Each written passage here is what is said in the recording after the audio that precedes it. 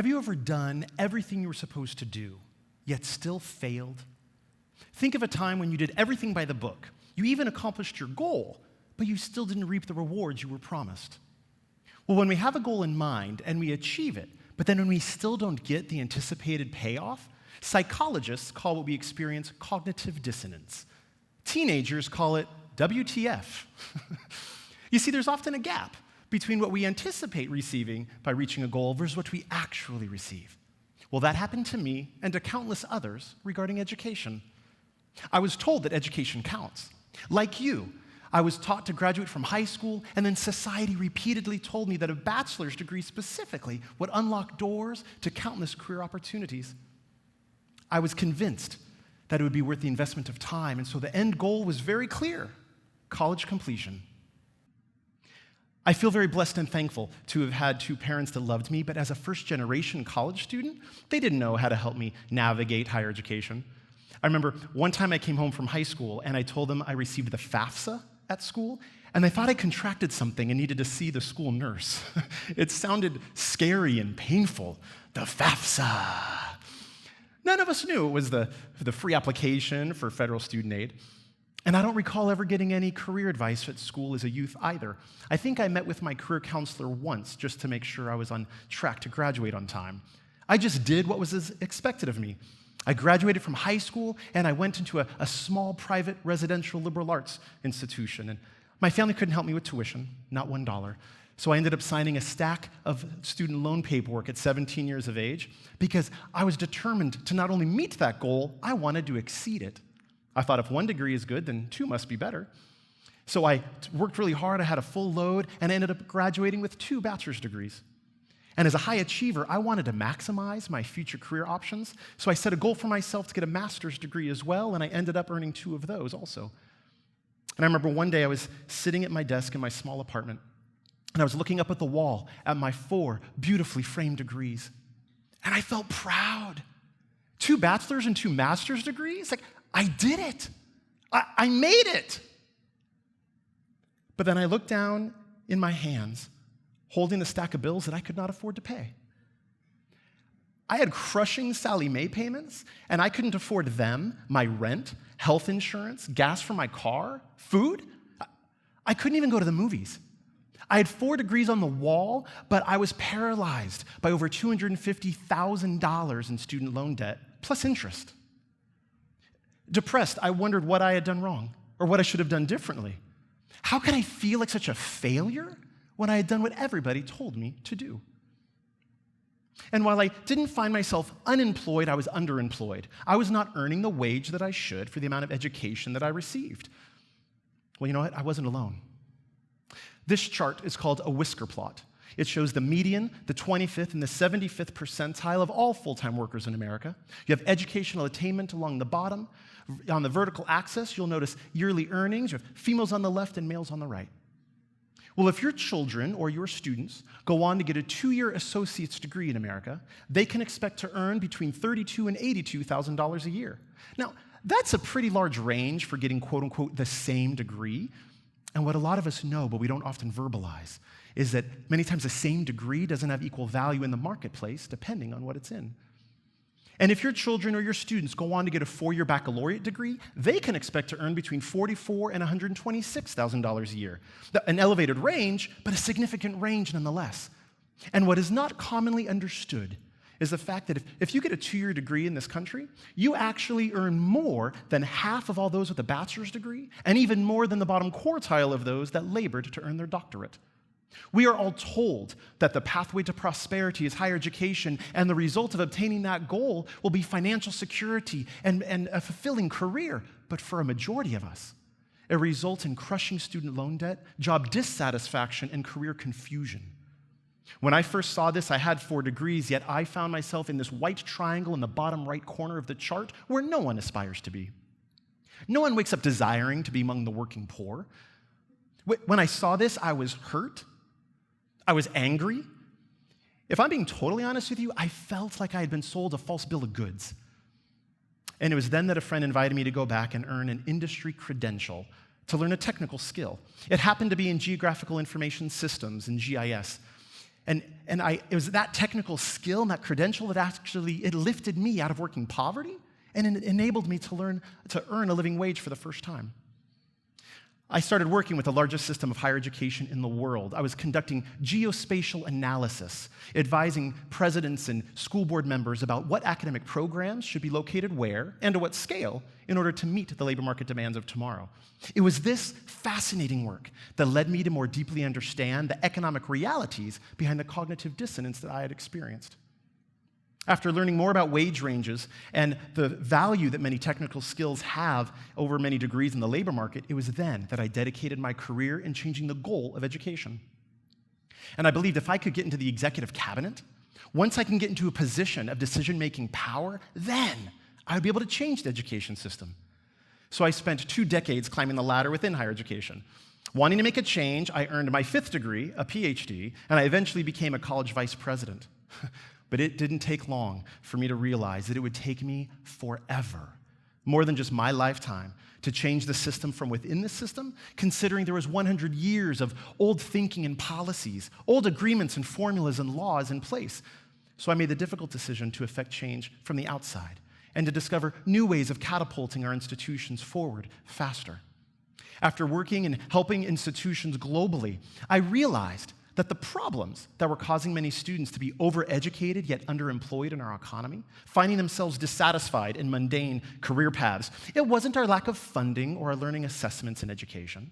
It had nothing to do with our curriculum or our support services or even our full-time faculty ratio. No. The problem was we were focused on the wrong goal from the onset. See, how we define the goal always defines the way in which we play the game. For example, this is Taylor, age 9. Her family put her in a community swim meet. Slippery kids running around the pool and the parents telling them not to run around the pool. Well, Taylor was a strong swimmer, but she wasn't winning any of her heats.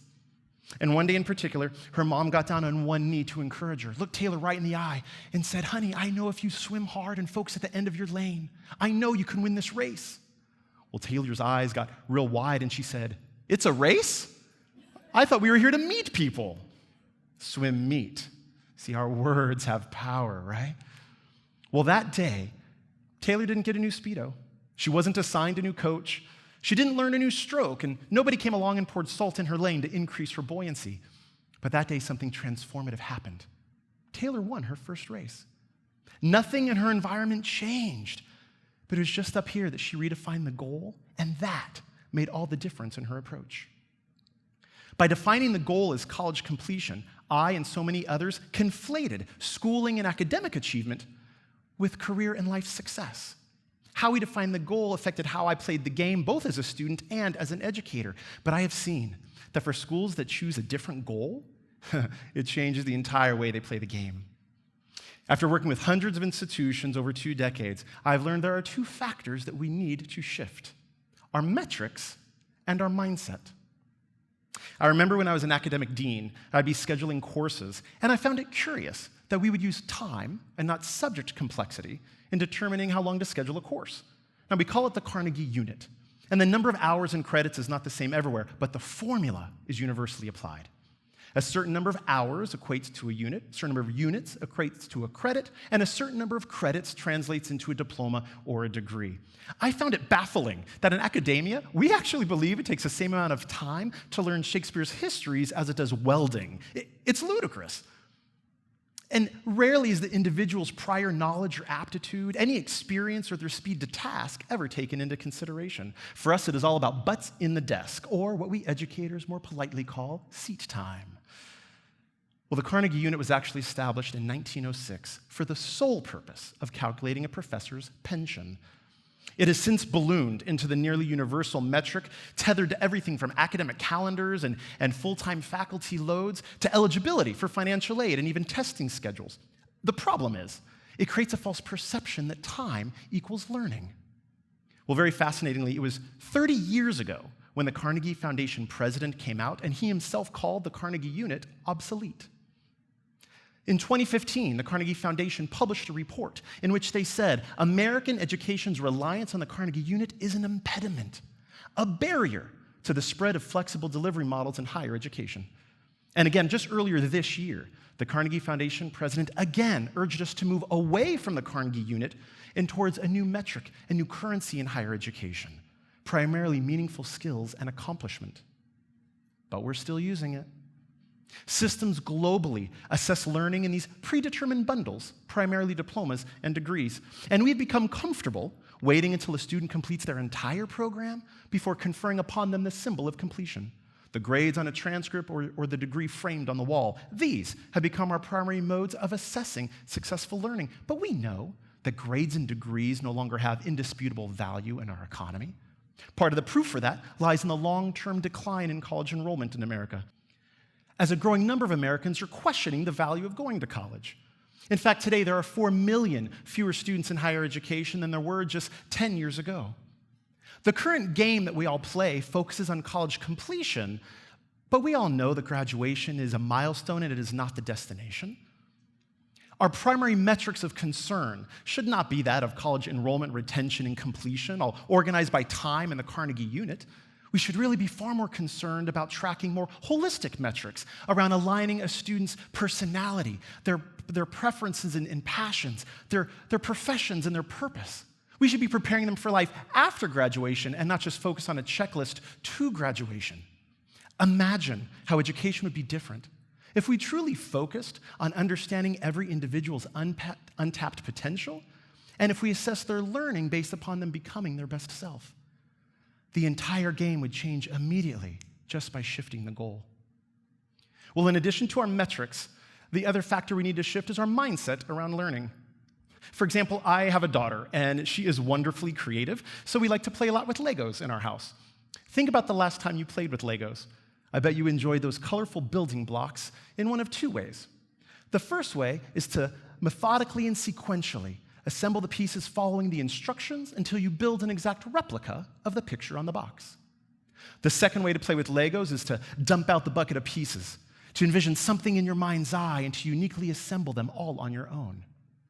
Both of these approaches are completely valid and effective ways of playing with Legos, and in either approach, every discrete building block plays an important role, as it is with education.